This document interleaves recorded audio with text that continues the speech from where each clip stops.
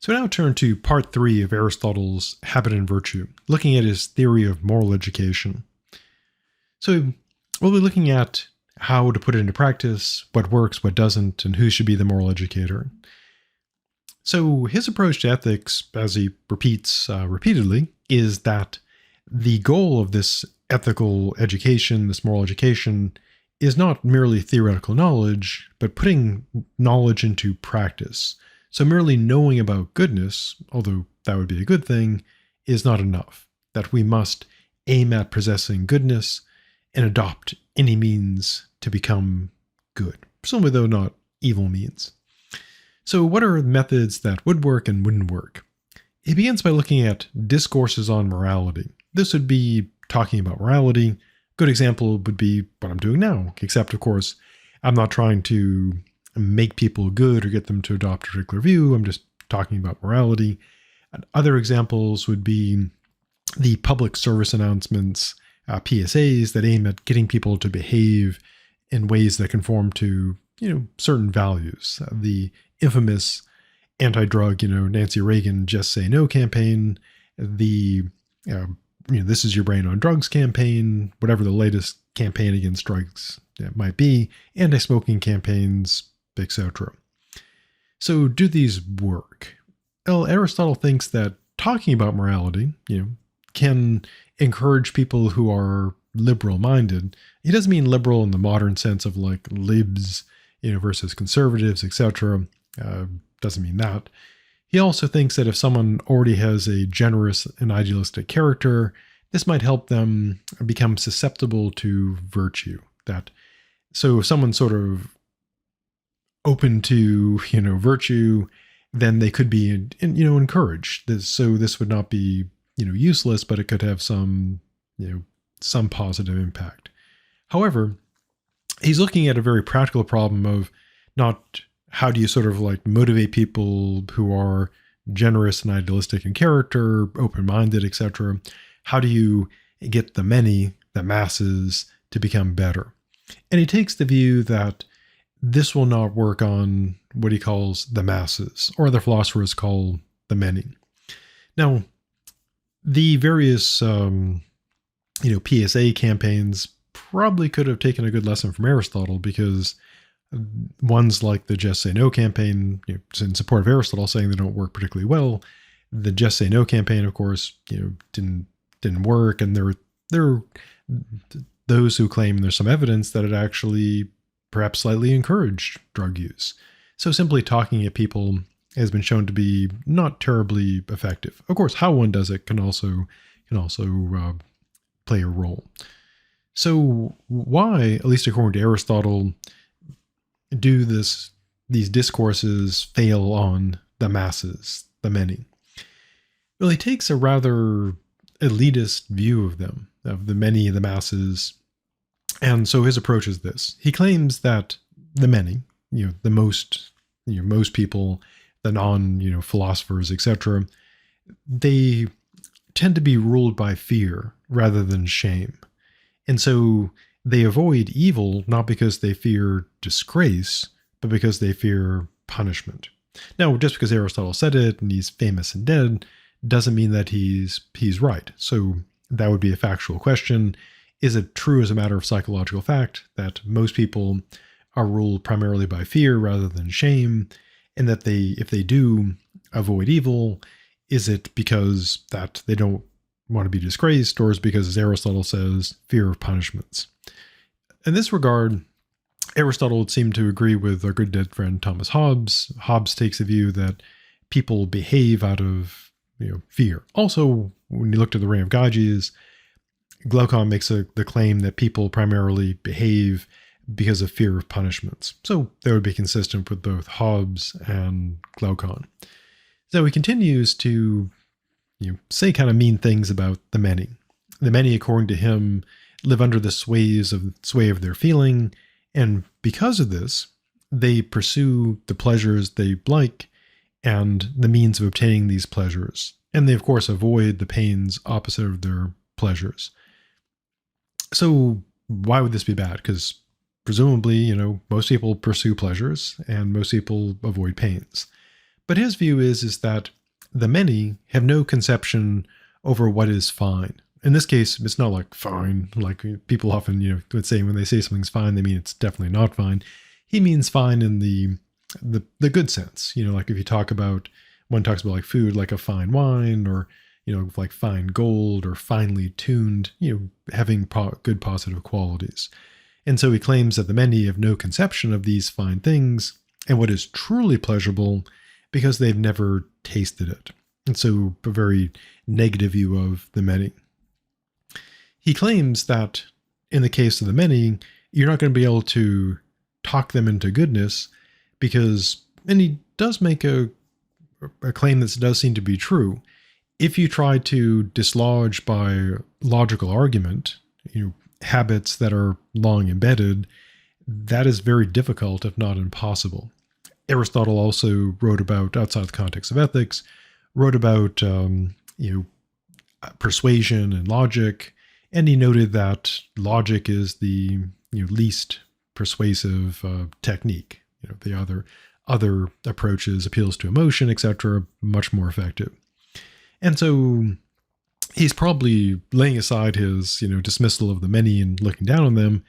He does seem to be right that the many, or most people, are not primarily swayed by arguments. I would say even people who are not part of like the many tend to follow habit as opposed to argumentation. As someone who's taught critical thinking for a really long time, it does seem to be true that logic is generally not going to have much persuasive force with people. So that seems to be accurate.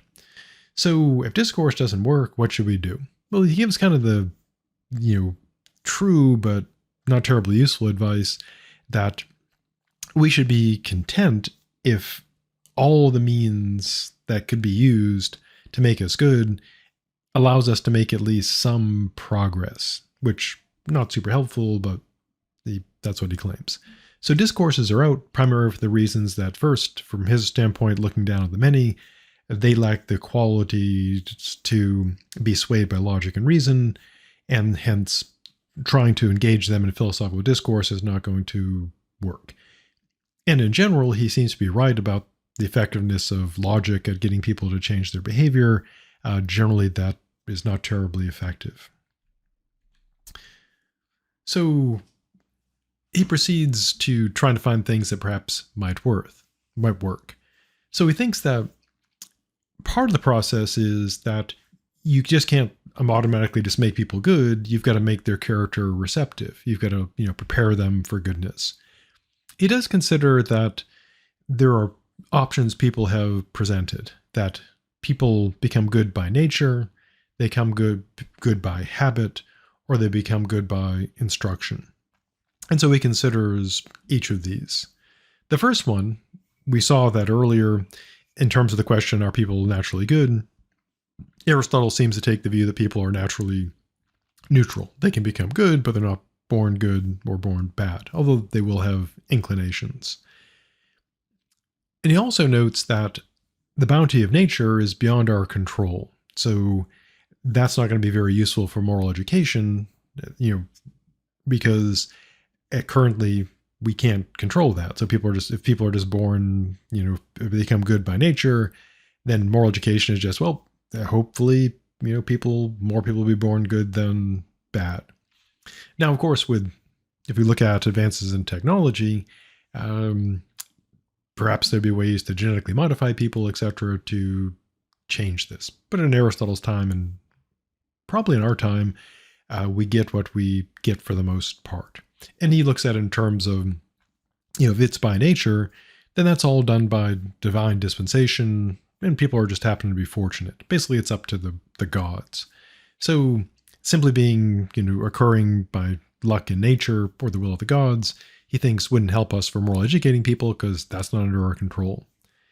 What about instruction? Well, as we saw, he already talked about discourses on morality, and he believes, for the most part, discussion and instruction are generally not effective in all cases. So not useless, but generally not effective, especially when it comes to, again, his view of the many. So how does a preparation work? Like, how do you So how do you give it, if you can't count on the bounty of nature and discussion and instruction doesn't always work, what do you do? Well, of course, he turns to an analogy. So if you're going to plant a garden, what you'll do is you won't just go out there with a handful of seeds and just throw them on the dirt and walk away. But you could do that, but then the birds will just eat them. They'll die. Maybe one will survive. You have to prepare it before planting. You have to go and dig up the ground. You have to plant the seeds. You have to make sure that the soil is, good. If you're really into it, you check the pH and all this other stuff. But at the very least, you make sure that it's, good soil, not just like sand. And you want to, make sure that it's ready for planting. And then, of course, you'd go and plant the seeds and then proceed with the tending of the garden or the feeding of the wildlife, as the case may be. So he thinks what people have to do is prepare those who will learn to prepare their habits and to get them to enjoy and dislike the right things. So enjoy the bad things, enjoy the good things, dislike the bad things. And he does note that if someone lives purely by their feelings, they're not going to listen to arguments. Their arguments are not going to dissuade them. And he's kind of elitist. He say they wouldn't even understand them. So he claims, if someone is in a state of emotion, you're not going to be able to reason them out of it, perhaps not even persuade them out of it. So what do you do? Well, his view is a practical one. And again, having taught critical thinking for a long time, studied, the use of logic in terms of trying to persuade people and convince people. And Aristotle seems to have been vindicated across the centuries. In general, argumentation is not going, logical argumentation aimed at good arguments, plausible premises, good logic. It generally does not sway people. So his view is that if you're having to deal with feeling, argument's not going to work. What works? Well, force, he claims, because that can make people do things. Now, he does think that to have virtue develop, we have to have a character that is affinity to virtue, appreciates what is noble, objects what is base, and this involves, again, as he says, preparing the land, so to speak. So we got to sort of get people prepared to become virtuous. So how will this be done according to Aristotle? So we turn to more of his methodology. Now, as I've noted, earlier, Aristotle notes that, training from an early age is what is most effective. So in terms of how this is going to work, Aristotle presents his first argument as to how education and goodness should be undertaken. And his view is, in terms of answering the question, who should do it, his answer is the state. Now, again, Aristotle believes in objective ethics. So what he's advocating is having a good state, run by good people with good laws, trying to make people actually good, as opposed to like a dystopian scenario or a real world scenario where you have often bad people with bad laws doing bad things. So what he's envisioning is, again, objectively good people trying to be good, trying to have good laws, trying to make good people. So the first thing he argues for is that in terms of having the state do it, is the first step is educating people when they're young. Why? Well, the first thing is, of course, it's much harder to get people to be good unless someone has been brought up, from youth. And in terms of how the state fits into this, he believes that getting this training at an early age is difficult without the right laws. And again, he's an objectivist about ethics, so he believes there are objectively, good people, good qualities, good laws. And he believes that these laws should be used to compel people to obtain this correct training and goodness from their youth. Why do we need the laws? Well, it goes back to the thing about force, that, trying to persuade people with logic and, facts and logic is not going to work for most people. And most people find this virtuous life, a temperate and hardy, difficult way of life, to initially be unpleasant, especially when people are young. They, don't want to live that life of virtue. So what he thinks is a solution is essentially regulate upbringing by law, regulate occupations by law. And his reasoning is that at first people, of course, will find this, unpleasant, but as it occurs, they become habituated according to him. And he claims that once we're habituated into this, we'll find it less irksome, less annoying. Now, this is the approach taken seemingly in most countries today. For example, in the United States, most people's experience with public education, including my own, follows this method because we are, in most places, required to attend school. Nowadays, there are other options such as homeschooling, etc. But for the most part, kids are still, they're required to get some form of education by law, at least I think in most states. This could be changing though. And so this essentially is following Aristotle's approach, the idea being that, people are compelled to go to school. In general, of course, most kids don't want to go to school, in part because in many ways it's objectively, unpleasant, in some ways bad. But the idea, of course, is that eventually we never come to like education, at least, formal education for the most part, but we get accustomed to it. So as a, sort of quick illustration, not from Aristotle, but looking at American education, people go into kindergarten first typically, and then you learn to live by the bell. You learn to have to get like hall passes to obey authorities, to do work that is assigned to you by someone else that you might not care about. And then eventually what happens is people just get used to it. So you go through, grade school, middle school, high school, and then, perhaps go into a job where you're living by someone's schedule, doing work for them that perhaps you don't care about because you become habituated to it. Even people who go on to college, same thing. You're on someone else's schedule. You go into a classroom that's pretty much like the ones in, grade school, high school, rows of desks. The difference, of course, now is, you don't need hall passes, etc., and there's no longer detention. But of course, the reason why that's no longer a thing is because people have been, conditioned. People just come in, sit in the neat rows based on the schedule. And although people often complain, of course, about education, the college level being unpleasant, people become habituated, they just do the work. And then people graduate, perhaps go to grad school, suffer some more, or go to the job and keep doing the same thing. And it's following Aristotle's, method. People are essentially put in the system when they're young. They're shaped into a particular, sort of way of existence. It becomes habituated. No one ever really likes it, but it becomes less annoying because it becomes habitual. And so Aristotle seems to be right in the sense that this is what we now do. Now, of course, there is the question, are we educating in actual goodness or not? Because again, Aristotle's presenting, at least claims to be presenting, objective system of morality where people are educated in actual goodness. And there's always the question of, is there objective morality? And there's a question of, if there is, are we actually doing that? So that's his first argument. Basically, get people while they're young, because if you habituate them, they won't like it at first, but the law will compel them, so they just got to go along, and eventually they'll become used to it, and it'll become habit. This takes us to the second argument, the regulation of life. So eventually, of course, the youth grow up. So what should happen then?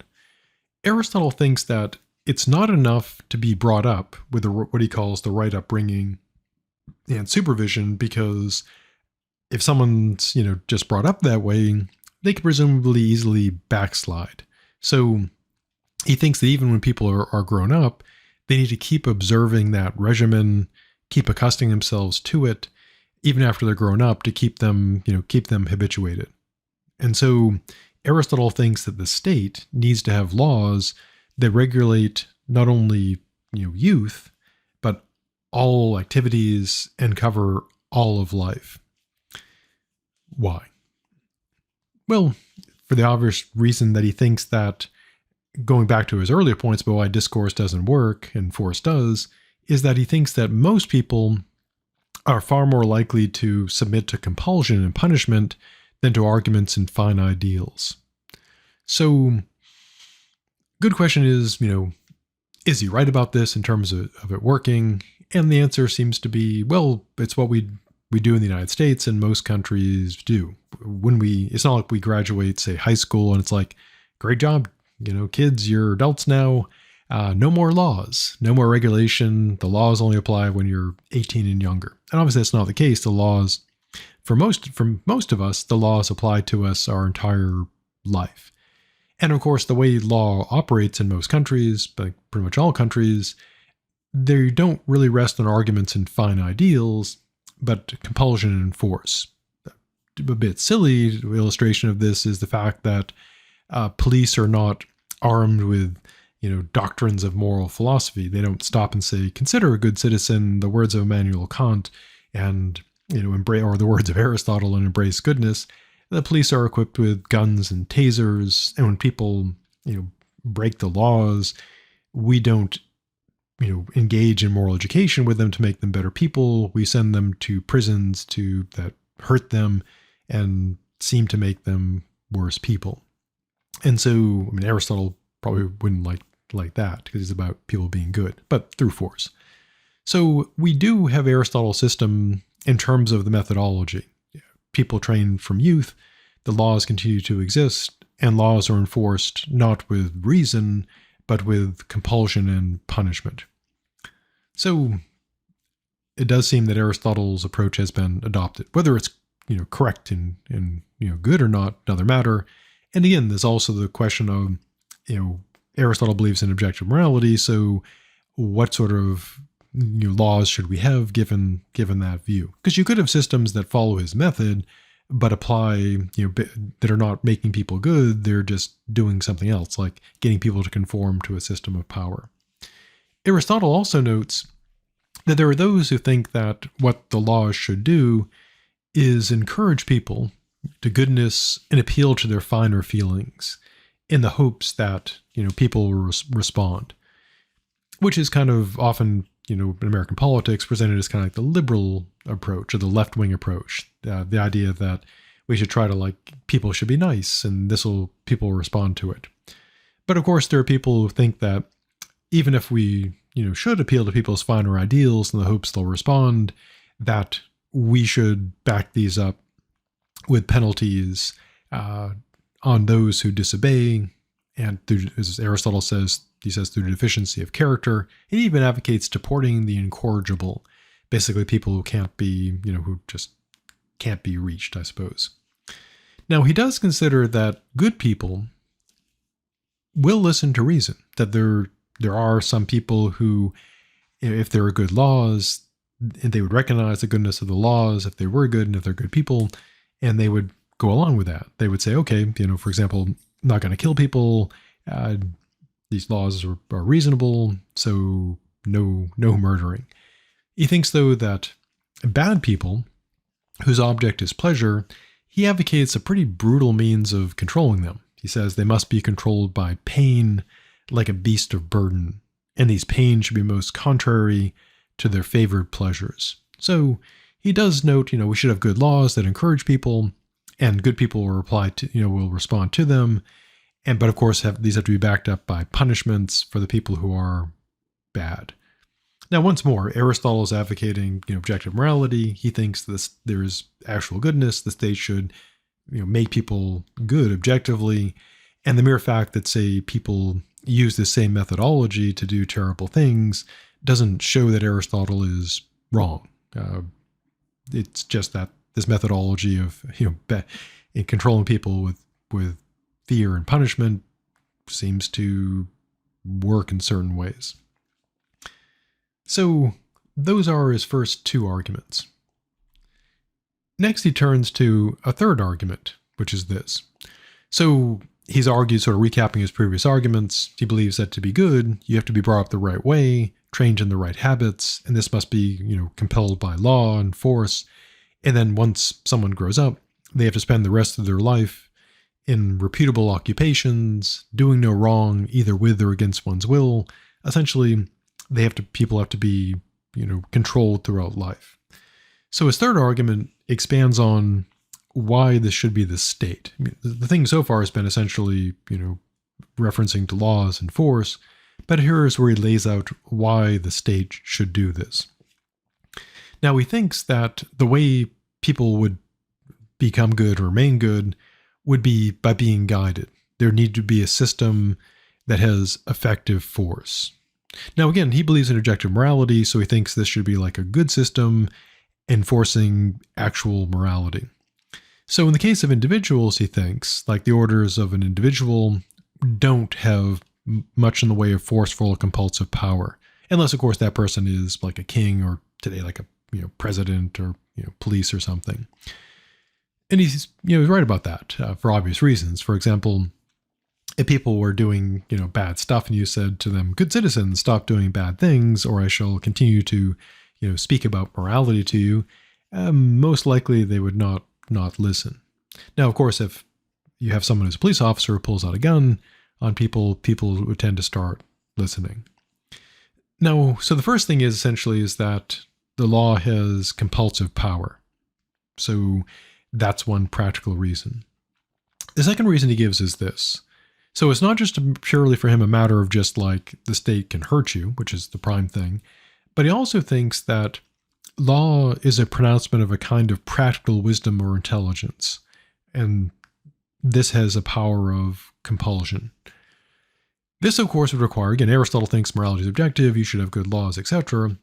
And so he would think that if you had good laws, they would have this compulsive power somehow. But it does all come down essentially to compulsion. The third reason he gives, so of course there's the question of, are laws actually practical wisdom or intelligence? Because obviously there can be some pretty dumb, awful laws. So there's that concern as well. His third reason here is this. He claims that although people resent it when their impulses are opposed by like other people, even if those people are on the right, he claims the law causes no irritation by essentially dictating decent behavior. Now, he seems to be right about the first part, that people do resent it when other people, tell them, like, hey, stop doing that. We resent being told what to do, even if we're in the wrong, for the most part. As far as the law causing no irritation, that seems to be not true, because people do often seem to be irritated by the law telling them to not do things, but probably far less. Like, we don't seem to get as mad about the law as we do about just private individuals telling us what to do. So he seems to be right about the law being maybe less annoying, perhaps. So Aristotle presents those three arguments. Essentially, the gist of it is, you can boil them all down to the state should be the moral educator, because the state has the power to make people do things, to force them to become habituated. And, to keep harping the same point, Aristotle believes in objective morality, so the state should be an agent of actual goodness.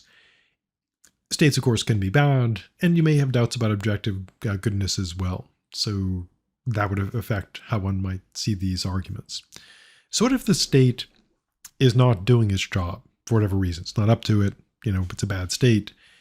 And he says, in that case, we can go with a distant second choice, which is parents. But he says this would, I guess we could call like a version of, homeschooling for morality.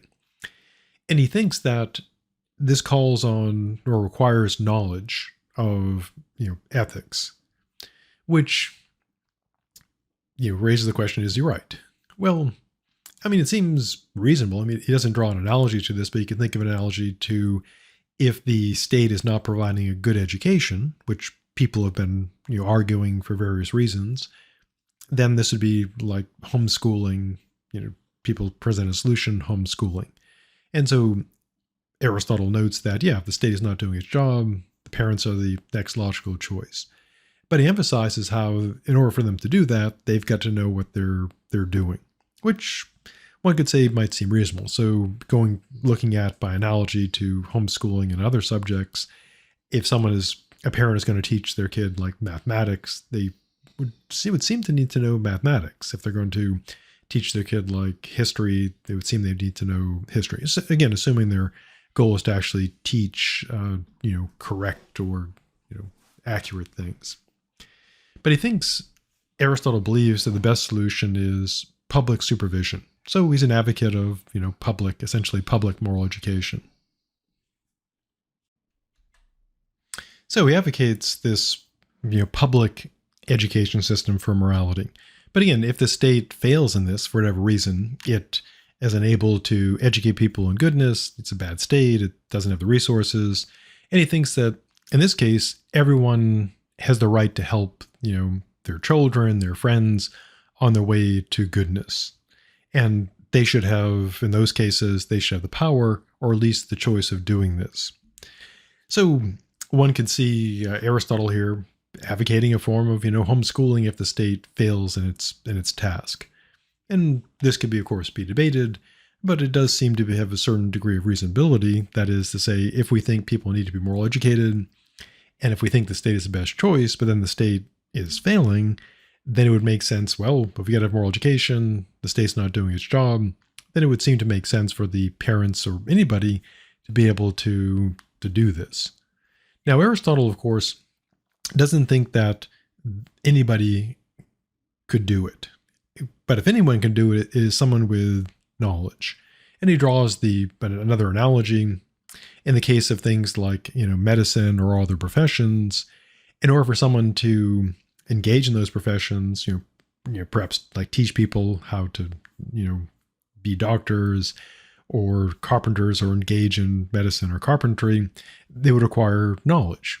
So Aristotle puts, down the very important condition that if someone's going to engage in this moral education, they have to have the knowledge to do so. Otherwise, of course, it's not going to go well. So that takes us through Aristotle's look at habit and virtue. And in many ways, I'm only familiar with the American education system in detail, having gone through it. It does, very much follow Aristotle's view. People go in compulsively at the beginning, we're habituated. Once we get out, it's not like the laws stop at age 18. We're still, stuck under these laws that are aimed at, controlling our behavior. And if we bring in, the concerns about education in particular, we do have that debate over, homeschooling about, is the state, teaching the wrong things or doing a bad job? People make the argument then they should have the right. It's very, very Aristotle. So that takes us to the end of Aristotle's Habit and Virtue. We'll turn next to a very different view put forth by Jean-Jacques Rousseau. But for now, stay virtuous, stay safe, and I'll see you in the future.